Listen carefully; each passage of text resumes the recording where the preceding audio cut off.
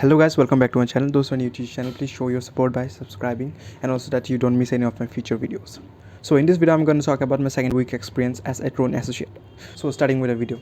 In my last video of my first week experience as a Tron associate, I've told you guys that from the last 2 days before the weekend, like we guys were practicing the jobs, like watching the videos and like doing our best judgment. So same as follows in the second week also, like we guys were doing the things for starting from Monday till Thursday, because like on the second week we guys have a graduation day. Like we need to pass that graduation day with a 76% of accuracy.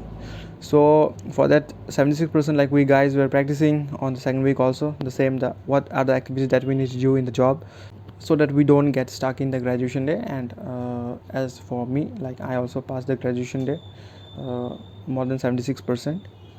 So guys, it is like not that much hard also. 76%, like you guys can easily achieve. Like if you are doing a job for more than 6 days, like you are doing a job for 6 days, then you can easily get an idea that what are the questions that will be asked.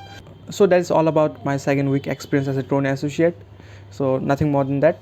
Hope you guys enjoyed this video. Stay tuned with my video. Please like, share and subscribe. Bye.